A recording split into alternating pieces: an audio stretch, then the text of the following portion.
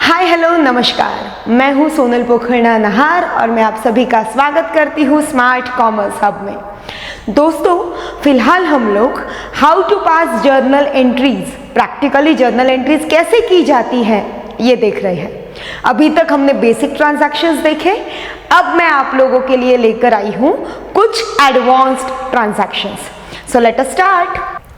Next transaction is salary worth ₹5,000 is still payable. अब as per the basic concept of accrual हम लोगों ने ये देखा है कि आपको आपके सारे expenses which are paid और payable दोनों के दोनों books of accounts में रिकॉर्ड करना कंपलसरी है। That means ये जो सैलरी है जो अभी भी पेएबल है, इसका मतलब क्या हो गया, वर्कर ने हमारे लिए काम तो कर लिया लेकिन हमने उसकी सैलरी अभी तक पे नहीं की।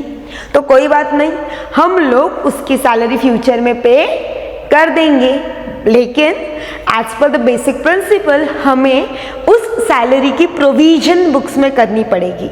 मतलब हमें बुक्स ऑफ अकाउंट्स में दिखाना पड़ेगा कि हाँ इतनी सैलरी देना बाकी है।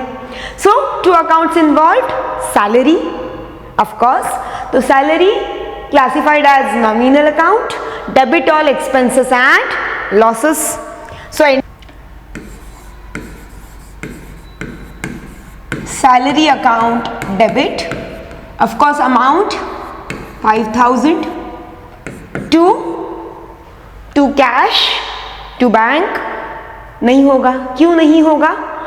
Because हमने ये actually पे नहीं की है, ये सैलरी पेएबल है, मतलब ये हमारी लाइबिलिटी है। तो लाइबिलिटीज को भी जनरली क्रेडिट, अगर हमारी नई लाइबिलिटी क्रिएट हो रही है तो भी क्रेडिटेड, इसलिए यहाँ आ जाएगा टू सैलरी पेएबल अकाउंट 5,000। अगर हम इन्हें ट्रेडिशनल अप्रोच से भी क्लासिफाई करें सैलरी पेएबल अकाउंट को, it will be classified as personal account. अब पर्सनल अकाउंट का रूल क्या है? Debit the receiver, credit the giver. तो फिलहाल ये जो स्टाफ है जिसे हमने अभी तक सैलरी नहीं दी है उसने एक तरीके से अपने को क्रेडिट दिया हुआ है कि हाँ आप फ्यूचर में पे कर देना salary. So for that particular period he is the giver of the credit. उसने हमारे लिए फिलहाल जब तक हम उसे सैलरी पे नहीं कर देते, उधारी पर वो हमारे लिए काम कर रहा है। पैसा मिलने के पहले वो काम खत्म कर रहा है, बाद में उसको पैसा मिलने वाला है। So salary payable account will be credited. Salary payable की जगह आप लोग आउटस्टैंडिंग सैलरी ये अकाउंट नेम हेड भी यूज कर सकते हो। So narration being provision made for salary payable, being provision made for salary payable. Moving further, next transaction is interest of ₹8,400 is due but not received. अब काफ़ी बार ऐसा होता है जनरली बैंक्स के केस में। फॉर एग्जाम्पल आपने एक FDR कर दी है, बैंक आपको एवरी 3 मंथ्स आपके अकाउंट में इंटरेस्ट जमा कर रही है, बट इसका मतलब ऐसा है क्या कि वो इंटरेस्ट ड्यू भी 3 महीने बाद ही हो रहा है? टेक्निकली नहीं। इंटरेस्ट ड्यू मतलब आपका उस इंटरेस्ट अमाउंट पर अधिकार at the end of every month establish होने वाला है। हर महीने का इंटरेस्ट वो महीना खत्म होते ही आपका हो गया, आपका उस पर अधिकार आ गया। लेकिन बैंक आपको देगी कब? 3 मंथली, 6 मंथली या ईयरली बेसिस पर, depending upon their own policy. तो यहाँ पे भी वही हुआ है कि 8,400 रुपीज़ का इंटरेस्ट ड्यू तो हो गया लेकिन अभी तक रिसीव नहीं हुआ। अब रिसीव नहीं हुआ है, again going back to accrual concept. Accrual हमें वही कहता है कि any type of income due और रिसीव्ड मस्ट बी रिकॉर्डेड। पैसा आ गया जरूर रिकॉर्ड करो, आपका अधिकार प्रस्थापित हो गया, आपका अधिकार इस्टेब्लिश हो गया और बाद में पैसा आने वाला है तो भी आज रिकॉर्ड करो। तो ऑफ कोर्स हमें इसे रिकॉर्ड करना होगा। Now again classify interest receivable account asset, hence debited. So interest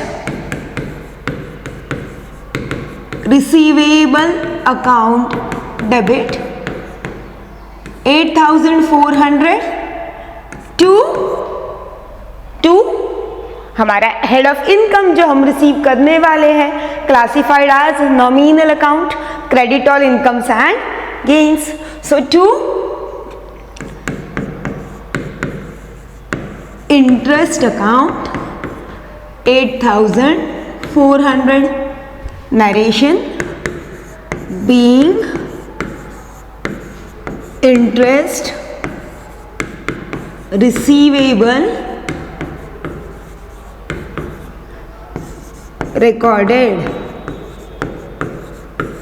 being interest receivable recorded.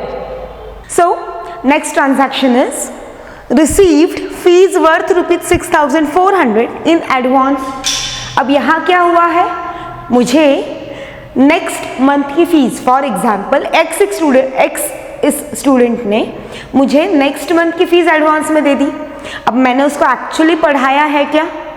Answer is no. Still उसने मुझे फीस एडवांस में दी है। अब उस फीस पर मेरा राइट कब एस्टैब्लिश होगा? उस फीस पर मेरा राइट एस्टैब्लिश होगा नेक्स्ट मंथ में, जब मैं उस पर्टिकुलर स्टूडेंट को एक्चुअली पढ़ा दूंगी। सो नाउ फीस रिसीव तो हुई है, मतलब पैसा आइदर कैश में आया है और थ्रू चेक आया है, we will consider it as cash.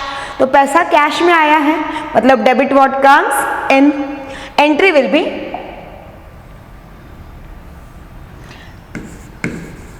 Cash account debit, how much?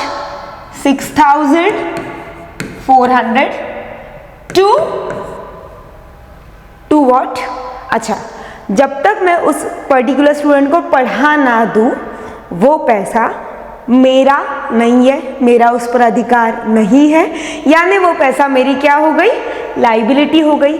इसलिए क्रेडिट कर देंगे to fees received in advance account,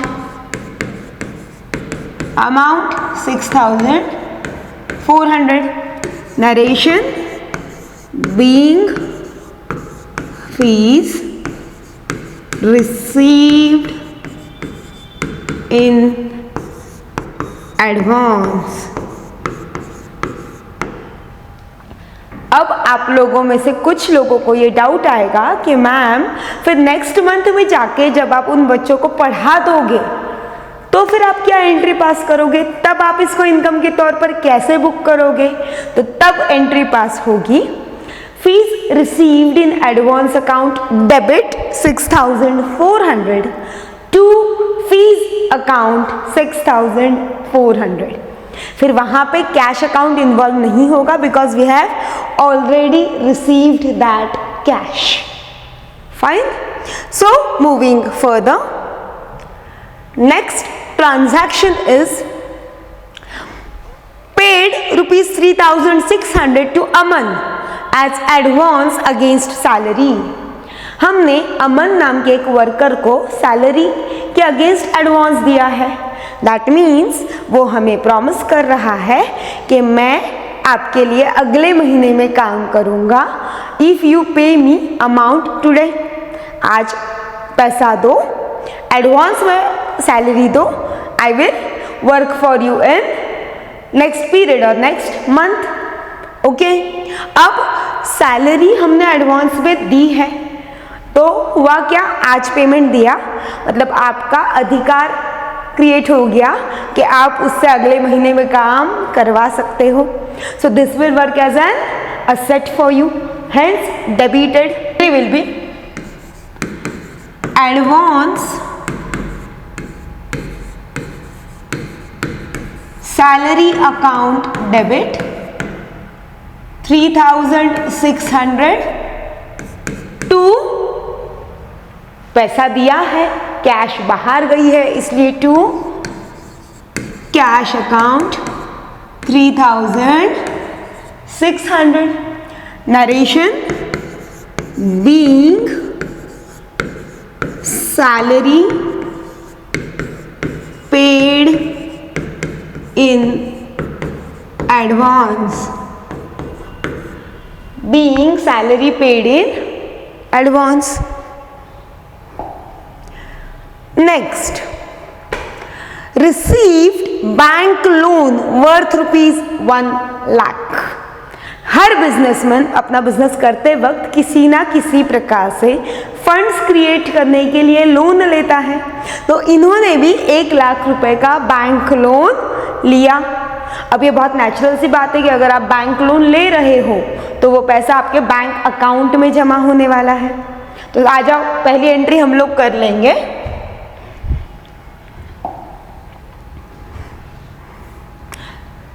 So debit effect will be bank account debit 1 lakh to liability create हुई, hence credited to bank loan account 1 lakh. Narration being loan amount received. Being loan amount received.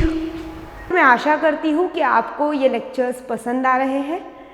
Please हमारे videos को like कीजिए, share कीजिए, comment कीजिए, हमारे channel को subscribe कीजिए और जल्दी मिलेंगे अगले वीडियोस में. तब तक के लिए थैंक यू सो मच.